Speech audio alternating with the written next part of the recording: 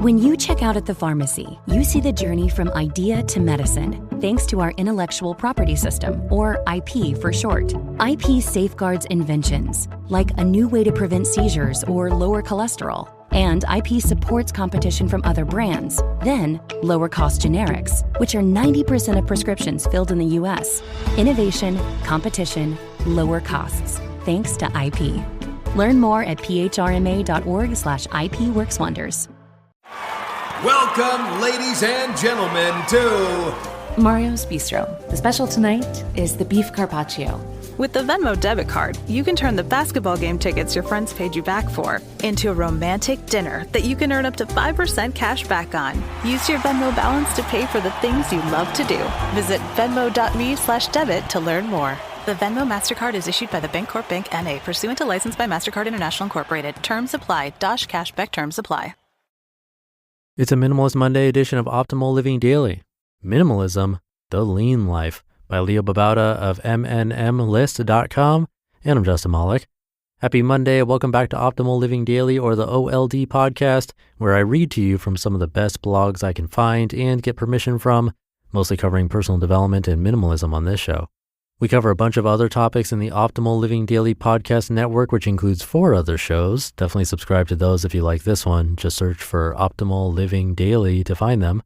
But for now, let's get right to it and start optimizing your life. Minimalism, the Lean Life by Babauta of Mnmlist.com.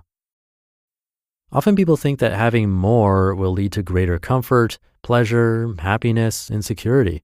But in my experience, living a leaner life leads to greater freedom, lightness, happiness, and peace. Take the example of traveling. There's the case of the prepared traveler. You can travel with everything you think you might need, from every possible outfit combination to equipment, food, tons of electronics, books, notebooks, travel pillows and blankets, multiple shoes, and more.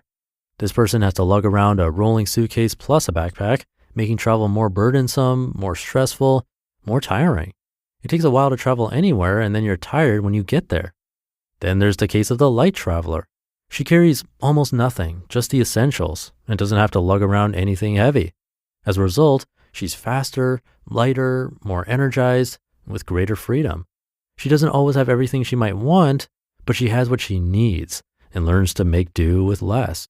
It's actually not hard once you learn a few skills and you don't feel stressed out. This leanness values freedom, lightness, flexibility, energy, and contentment over maximum comfort, just-in-casedness, or having it all. A few other lean examples. Number 1, weight. If you eat less, sure, you don't get the gastronomical pleasures of someone who eats a huge amount of delicious food every day, but you learn to be happy with enough so that you eat good, healthy food and find pleasure outside of eating instead. And then you're leaner and lighter, which allows you not only to be healthier, but you can do more activities with more energy. You can zip up a mountain or run a marathon or climb a rock wall with much more ease. Living with a leaner body is easier on the joints, less stressful, and gives you greater freedom. Number 2, possessions. Lots of people shoot for a bigger house, accumulating more stuff over the years, feeling like more gives them greater comfort and security and ability to pursue hobbies and the like. I'm not immune to this myself. Instead, you could try going with less stuff. Imagine a bare room with a mattress, a few books, a notebook, a laptop, and a handful of clothes, a cushion for meditating, a bowl for eating, a pot for cooking beans and veggies. I'm not saying you should have a house like this, but could you be happy with so little? I believe a wonderful life could be led with such leanness. And in doing so, you'd be lighter, less stressed, with less financial burden. You'd be less bloated and content with less. Number 3, finances. Speaking of less financial burden, we often believe that having a bigger income will lead to greater happiness. And at the lower levels, when you go from poverty to the middle class, this is true. You don't have to worry so much about putting food on the table. But when you go beyond this level and have more and more income, you often have to work more in order to get it. And then you fill your life with possessions, bigger bills, more expensive cars, a more expensive house, more expensive luxuries. This doesn't lead to greater happiness. Even if your income doesn't get too high, you might load yourself up with expenses and get into debt. This is stressful and a huge burden. Instead, living lean means you downsize your life so that you have fewer bills, you buy fewer things, you don't spend a ton, and instead find contentment with little. And this not only gives you greater freedom and flexibility, but less stress. You can work less, travel more, and focus more on experiences that cost little than on experiences and possessions that cost a lot. And number 4, business. If you own a business, you know that it's easy to invest in the business by spending a lot so that your business will grow. There's nothing wrong with this exactly, except that these expenses can quickly add up, and then you're burdened with lots of expenses and not enough income. Your debt grows, your stress grows as you worry about how you're going to pay for everything. You work harder than ever to get more income, but as you do, your business grows in complexity and the expenses add up. Instead, there's the option of creating a lean business. This is one that doesn't take a lot of employees, that you bootstrap yourself instead of getting investors or debt, that you grow slowly but sustainably, and that you can limit so that you don't have to work crazy hours. This leanness leads to greater flexibility, less burden, less stress, and greater contentment. You can see a theme here as we go through these examples that will extend to any area of your life. Leanness leads to greater freedom, flexibility, lightness, and contentment. That's not a bad deal for sacrificing luxuries and excess. Getting to lean is a matter of slimming down a little at a time, figuring out what you can live with and still have optimal happiness. At some point, you'll experience the joy of letting go and getting light, which is a beautiful thing. You just listened to the post titled Minimalism, The Lean Life by Leo Babauta of Mnmlist.com, and I'll be right back with my commentary. Thank you to Cozy Earth. Cozy Earth products are designed to transform your 5 to 9, the time that matters most, into the coziest sanctuary.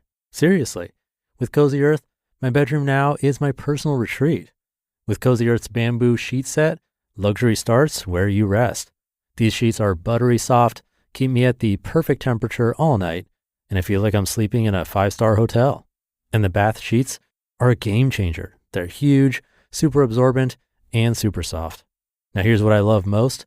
They offer a 100-night sleep trial and a 10-year warranty on all Cozy Earth bedding and bath products. Try them risk-free, but I'm pretty sure you won't be sending anything back. Luxury shouldn't be out of reach.